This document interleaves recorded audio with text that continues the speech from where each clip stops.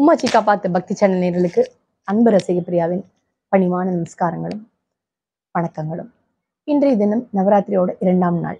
இந்த 2ஆம் நாள்ல பிரம்மச்சாரிணி அப்படிங்கிற ஒரு வடிவத்துல லலிதா மாதாவை நம்ம வணங்க போறோம். நவராத்திரி 2ஆம் நாள் மார்ச் 31ஆம் தேதி திங்கட்கிழமை துதியை திதி.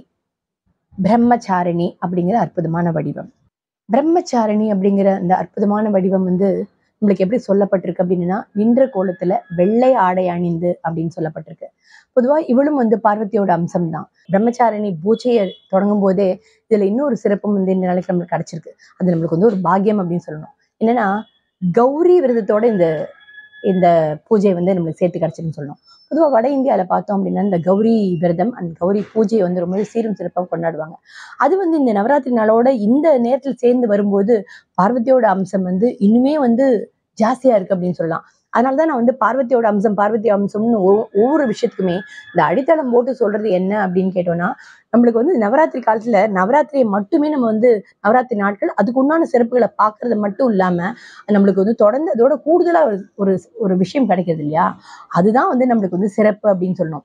இந்த பார்வதியோட இந்த அம்சமான இவளை நம்ம என்ன பண்ணலாம்னா, பார்வதி அஷ்டோத்திரம் கொண்டே நம்ம சதனாமாவளி சொல்லி அர்ச்சனை பண்ணலாம். இந்த அர்ச்சனை மலர்கள் அப்படின்னு எடுக்கும்போது எப்போதும் போல செந்நிற மலர்கள், அப்புறம் வெள்ளை நிற மலர்கள் அப்படின்னு சொல்லி இந்த ருத்துக்கு உண்டான அந்த முல்லை மல்லி அப்படின்னு சொல்றோம், செவ்வரளி பூக்களால பண்ணலாம், செந்தாமரை மலர்களால பண்ணலாம்.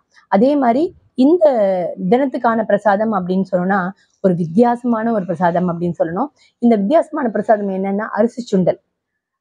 சுண்டல்ல நம்ம நிறைய விஷயத்த பார்த்திருப்போம். இந்த அரிசி சுண்டல் அப்படிங்கிறது ரொம்பவே வித்தியாசமான ஒண்ணு. நம்மளோட முன்னோர்கள் நிறையவே செஞ்சிருக்காங்க. கண்டிப்பா அதை தெரிஞ்சு நீங்களும் இந்த பிரசாதத்தை பண்ணுங்க. அதே மாதிரி பருப்பு பாயசம், அரிசி சுண்டல் எப்படி பண்ணலாம் அப்படிங்கிறதையும் பார்த்துருவோம். அரிசி சுண்டல் அப்படிங்கும்போது நம்மளோட நாட்டு ரக பச்சை அரிசி தான். அதுல உங்களுக்கு என்ன விருப்பம் இருக்கோ அந்த அரிசியை நீங்க எடுத்துக்கோங்க. இந்த அரிசியை எடுத்துக்கும் போது நம்ம யூஸ்வலா நம்ம என்ன பண்ணுவோம்னா அரிசியை கொஞ்சம் ஊற எல்லாம் வைப்போம். இதுக்கு அதெல்லாம் எதையுமே ஊற வைக்க வேண்டாம், எதையும் பண்ண வேண்டாம். அந்த அரிசியை முக்கா வேக்காட்டு பதம் அப்படின்னு சொல்றோம் இல்லையா, அந்த பதத்துக்கு ஒரு துளி மேல இருந்தா போறோம். அதாவது நான் எப்படி சொல்ல வரேன் உங்களுக்கு புரியும்படி சொல்லணும்னா, பாசுமதி ரைஸ்க்கு நம்ம வேக வைப்போம் இல்லையா, அதே பதம் தான் இதுக்கும். ஆனா இந்த பதம் நம்மளுக்கு சில சமயங்கள்ல கொஞ்சம் பதமே விட்டு போச்சு அப்படிங்கும்போது அப்புறம் செஞ்ச பிரயோஜனம் இல்லாம ஆயிடும் இல்லையா. அதனாலதான் அந்த காலத்துல என்ன பண்ணுவாங்கன்னா ஒரு வெள்ளை துணியில எடுத்துப்பாங்க. அந்த வெள்ளை துணியில இந்த அரிசியை போட்டு கொதிக்கிற வெந்நீர் இருக்கு இல்லையா, அதுல அப்படியே உள்ள விட்டுருவாங்க. உள்ள வச்சுட்டோம் அப்படின்னு கேட்டோம்னா அது அப்படியே கொஞ்சம் கொஞ்சமா வேக ஆரம்பிக்கும். இது கொஞ்சம் லெங்க்தியான ப்ராசஸ் தான் இது. அப்படி வேக வச்சு அந்த அரிசியை எடுத்து பார்த்தோம்னா அந்த பதம் அப்படிங்கிறது ரொம்ப அழகா தெரியனா வந்திருக்கும் அப்படின்னு சொல்றோம். இந்த தெரியன் அப்படின்னு சொல்லும் போது ஒன்னோட ஒண்ணு ஒட்டாம இருக்கணும் அப்படிங்கிறது தான். இதுக்கப்புறம் நம்ம எப்போதும் போல சுண்டலுக்கு உண்டான தாளிப்புன்னு சொல்றோம் இல்லையா, அந்த தாளிப்பை எடுத்துக்கிட்டோம் அப்படின்னா மிளகு சீரகம் அப்படிங்கிறது தான் எப்போதும் உள்ள தாளிப்பு. இதுல இன்னும் கொஞ்சம் வித்தியாசமா வேணும். ஏன்னா சில சமயத்துல என்னன்னா வயதான காலத்துல இருக்கிற அவங்களுக்கு கண்டிப்பா சட்டுன்னு அந்த அரிசி ஒத்துக்காது அப்படின்னு சொல்லுவாங்க. அப்படி இருக்கும்போது கொஞ்சம் நாக்குக்குமே கொஞ்சம் ருசியா அப்படின்னு பார்த்தோம்னா இந்த கொத்தமல்லி வர கடலைப்பருப்பு மிளகாத்தூள் இருக்கு இல்லையா, அதை அப்படியே கொஞ்சம் லேசா பரட்டிட்டு நம்ம அதை பொடி பண்ணி இதை நம்ம என்ன பண்ணலாம்னா கடுகு உளுத்தம் பருப்பு தாளிச்சு கொட்டி இந்த பொடியும் அது மேல தூவிட்டீங்க அப்படின்னா ரொம்ப அழகான ஒரு அரிசி சுண்டல் சாதம் நம்மளுக்கு கிடைச்சிடும். இதை கண்டிப்பா செஞ்சு பாருங்க.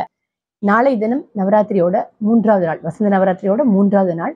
அந்த நாள்ல எந்த தேவி நம்ம வணங்க போறோம், அந்த தேவிக்கு உண்டான பூஜைகள்லாம் என்ன மலர்கள் பண்ண போறோம், என்ன பிரசாதம் அப்படிங்கிறத நாளைக்கு பார்க்கலாம்.